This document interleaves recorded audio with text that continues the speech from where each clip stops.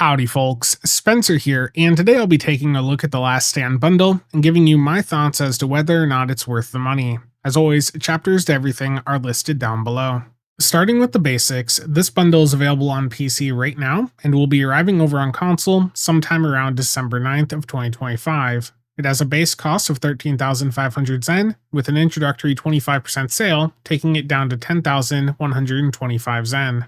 Future 35% bundle sales, which occur several times throughout the year, will see this bundle drop down to just 8,775 Zen. So if you decide to pick it up, I highly recommend you wait for that 35% discount. And heading into the bundle contents, I'll cover the ships one by one in a few minutes, but first here are the new items.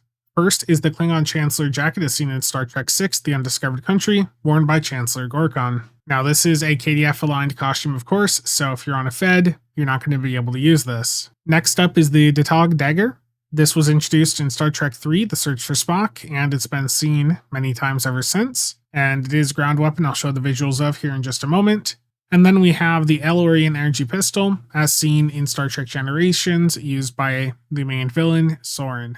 And looking at these weapons closer, first is the Aurian Energy Pistol. This shoots out a green bolt that does phaser damage. The primary fire will scale up the damage as you fire in rapid succession, with a 2.5 meter knockback and a 15 meter radius upon the fourth shot. And for the secondary fire, that shoots out bolts to up to 5 foes. As you'll see with the visuals in a moment, it reminds me of Cannon Scatter Volley in space. The secondary fire also has a 25% chance to knock back foes and slow them down, along with a 5% chance to stun and cut their run speed in half for 4 seconds, or 2 seconds if it's a player that's being affected. Now, as for the weapon visuals, let me take it off my side here. So I have noticed that my character's hand is really jittery with it when holding it. I don't know if this is happening for others that have this, but that is certainly weird. Not something you're going to really notice in combat, but just something to note. So here is the primary fire. Just that one bolt there, and then when you have the secondary mode going off, if there's multiple foes there, then that is going to shoot quite a few more bolts, as you're about to see. So here's the secondary fire. So there is a limited cone for how many targets around your primary target it's going to hit with the secondary, so you do want to try to line them up. So you can see there I had quite a few more lined up in a cone there, so it was doing more. Performance-wise, I've not done any specific performance testing, but this seems to be better than many of the other ground weapons I've taken a look at. It's not the best. I still think the Lobby Store's Disco full auto rifle is still better, but for something that you can go in and put on alts and bridge officers, it seems to be plenty sufficient. And here's the primary fire. So you can see with each successive shot, it was firing out more bolts there. And then again on the fourth, it does a knockback. If I can keep the door open, that is. Right, there we go. So you saw the knockback went into effect again. So yeah, it's a fun little weapon. It's certainly better than some of the other bundle exclusive weapons I've dealt with over the years. And for the dagger, the primary is a light slash with a 20% chance to apply a physical dot to foes that lasts for 10 seconds and ignores their shields. The secondary is a heavy strike with a 60% chance to knock the foe back 1 meter, along with that same 20% chance for a physical dot. You really want to use this when the foe is below 25% health. If they're above 25%, it's not going to do much. But against most foes, this will instantly kill them when used below 25%, but against captain rank, this attack inflicts damage equal to 5% of their max health, rather than instantly killing them. Now for the visuals on this one, I'm going to start with the CasualSAB. So I went into a PvP and just got a quick demo record to show you what that looks like. And you can see when my other captain is below 25% health, that stab went off and they instantly died. So again, let me replay that. That is the CasualSAB that you're getting with the third mode that this weapon has. And for the primary and secondary, if you've used some melee weapons before, this is going to be, some familiar slashes. And the animation glitched out there, and sometimes you'll see a second one in your hand. But I'll just run up to the board here and show you this in action. It's not going to do too much damage. I'm not really spec'd for melee. If you're set up for melee, you might have a bit more success with this, but for me, like this is more of a fun thing, and I know that there's going to be people really happy with this for the cosmetic value of being able to have this just holstered at their side. Unfortunately, I can't really show you that here on my Romulan because it just doesn't show up with the outfit that I have on, but that is certainly going to be a value for some people. So it's really good to have this in the game finally. The performance of it, you know, like most melee stuff, doesn't really impress me, but there's going to be a few of you that certainly have some fun with that. Next up is the bundle Consumables. At launch, this bundle came with 5 character-bound master keys, 2 ship slots, 3 tech upgrades, 3 ship upgrades, and a tier 6 ship coupon. 2 ship slots and 3 upgrades is clearly not enough for a bundle containing 3 legendary ships, along with the tier 6 coupon. So in response to the feedback, it was announced on November 14th that with the upcoming November 18th patch, players who bought this bundle can claim some additional items in the promotions tab of the store. 1 more ship slot, 6 more ship upgrades, and another 5 master keys. And props to Deka on getting this addressed so quickly. It's been great to see just how on top of feedback they've been. This is a really quick turnaround on getting those items added in.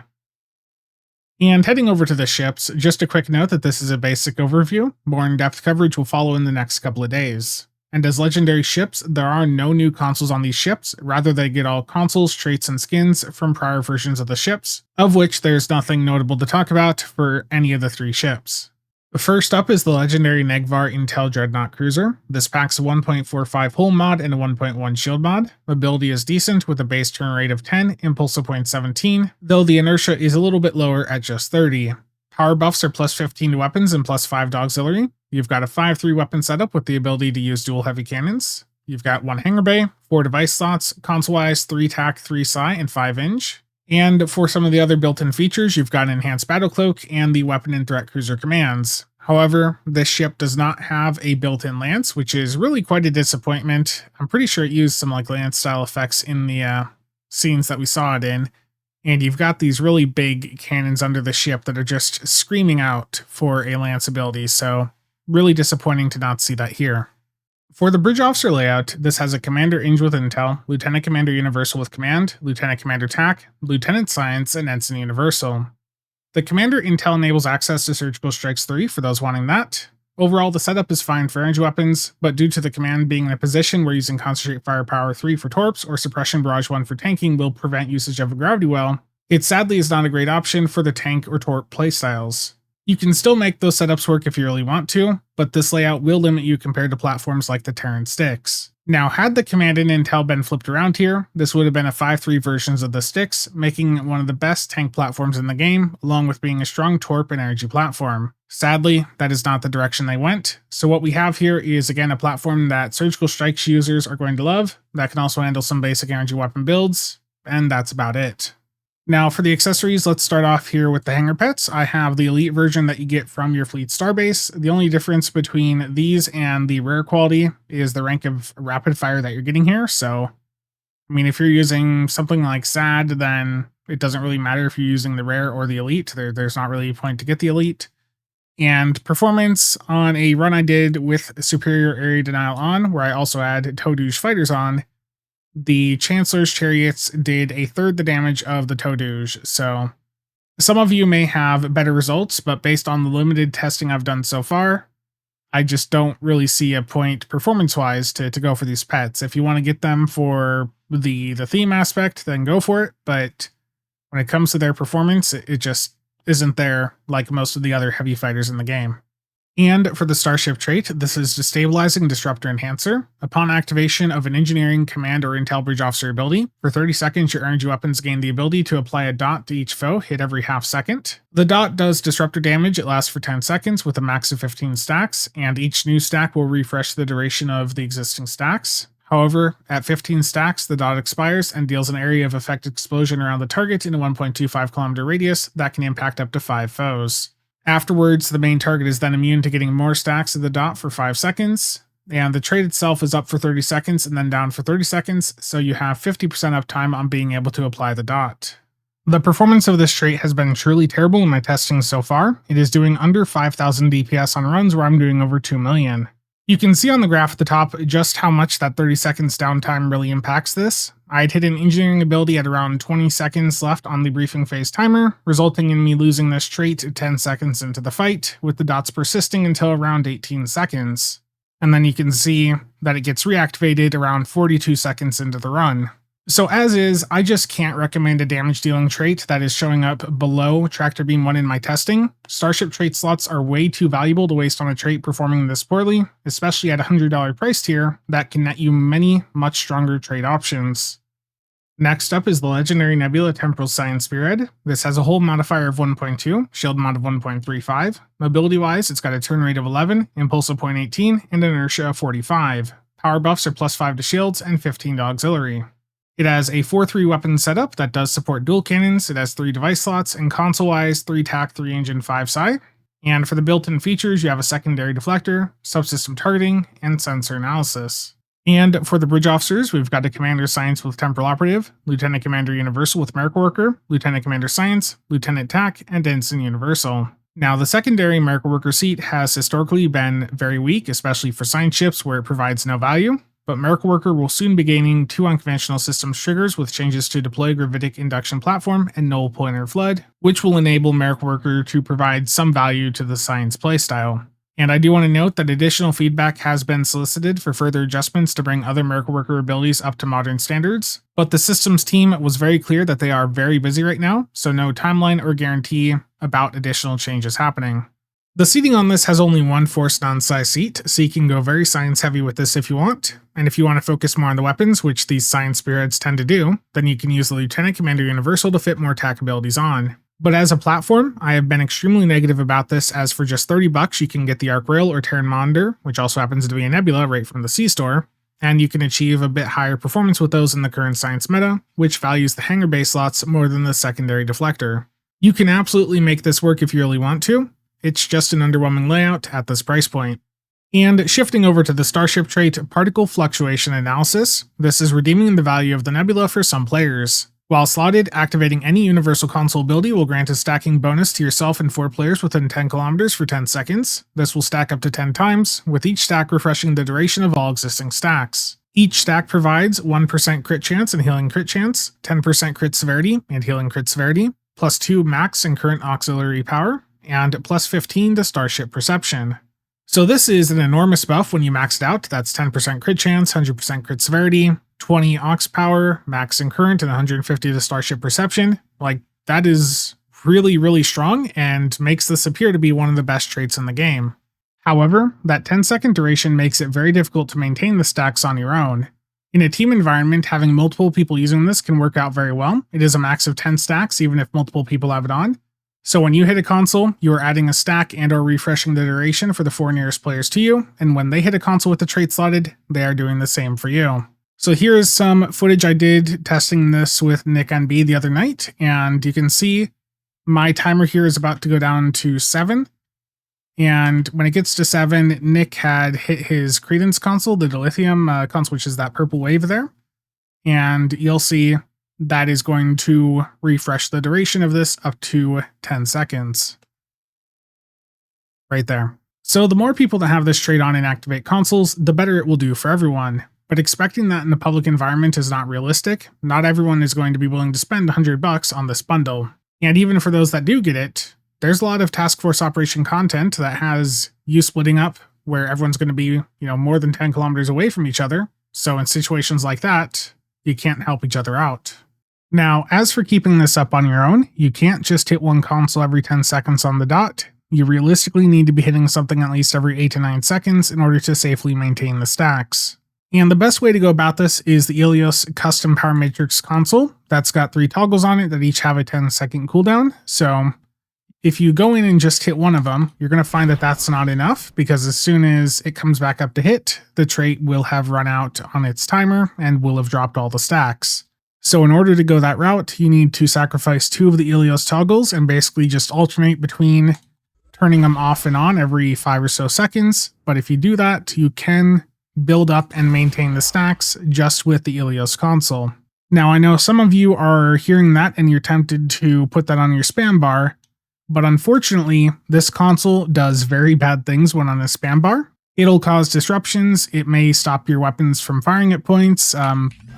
As I go through and hit this right now, I think the flashing there shows you that, that there's a problem putting a bunch of these on a tray. So even if you're not doing all 3 of them on the tray, even if you just do 2, like you can see how that could cause some issues potentially, because you just can't rely on that. So the Ilios console toggles do work for this, but given that you have to manually activate them due to the issues they have on a spam bar, that means you're taking focus away from flying and spending a bit more time looking at your tray, which can have negative impacts on your gameplay. The alternative that I know a lot of people have been looking at is to use charge-based consoles like the Immolating Phaser Lance and the VAQ. And while those can work if you're using them alongside other consoles, eventually over an extended fight, you may run into issues going down that route, and you may have some downtime that causes you to lose the 10 stacks of this trait. Particle fluctuation analysis is truly a meta trait for high-end players that are able to spam enough consoles or toggles to maintain it. I've personally dropped Terran Goodbye to fit this onto my console spamming build, but that 10-second timer substantially lowers the impact that this will have for the majority of players. So before you run out and pick this bundle up just for the trait, you need to figure out how well your setup is going to be able to maintain it. If you have the ability to record and have Universal Designs on, record your build in a run and see how often Universal Designs drops down to 10 seconds on its timer. Every time you see that is when this trait would have lost its stacks. And the final ship here is the legendary Dhelan, and I do want to note that currently the only skin option for the new Daedra skin has this yellow decal on it, and I posted about that in the Discord.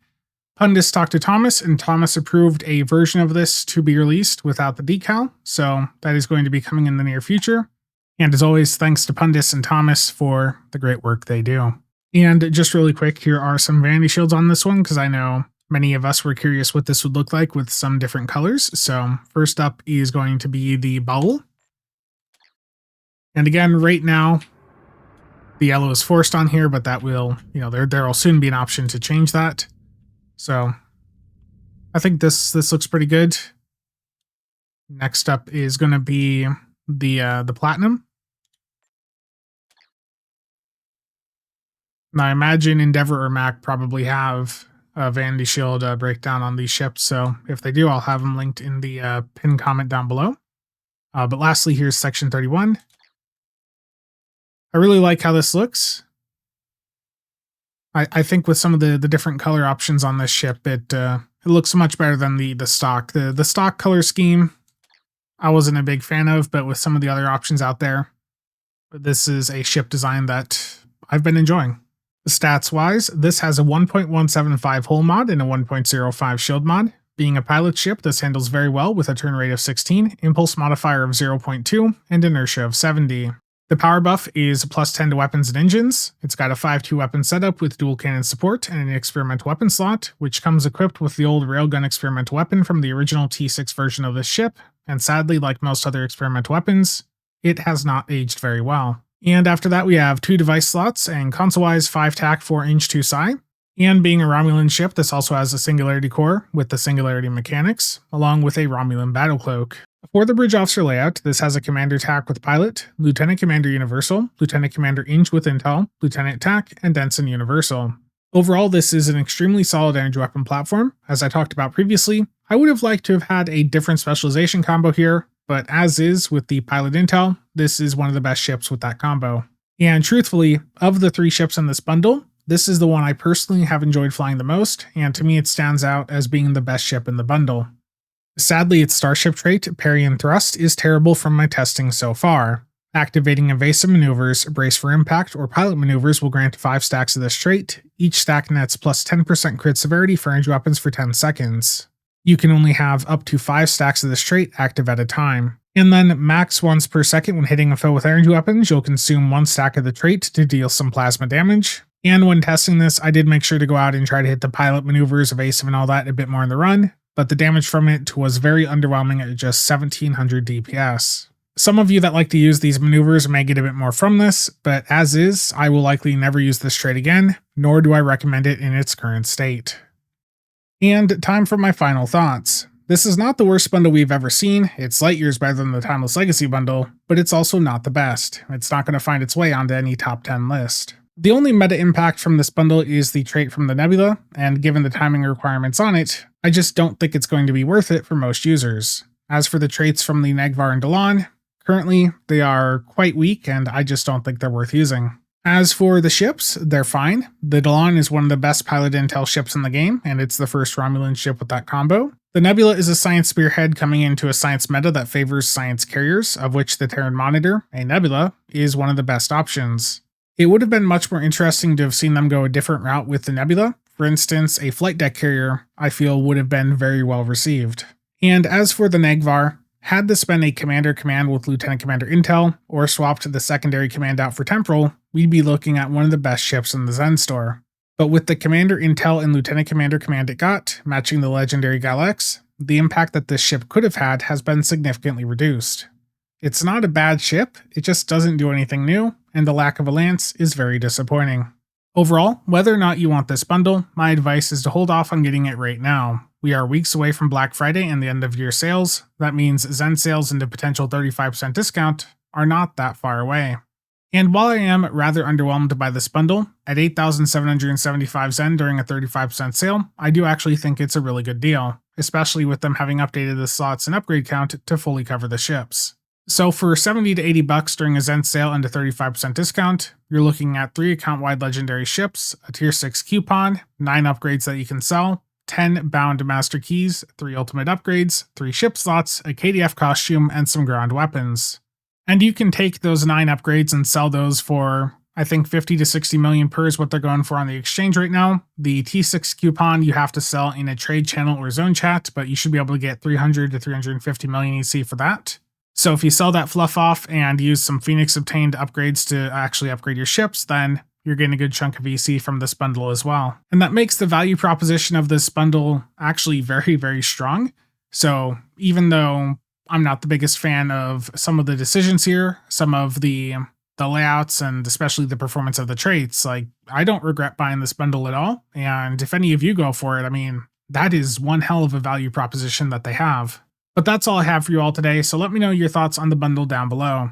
And sorry this took so long to get out. As some of you know, I am now raising my 1-year-old nephew and 4-year-old niece, so I'm just trying to get things figured out and get the YouTube production back up to a good level. And as always, thank you to all channel members and viewers for the continued support. See you all around.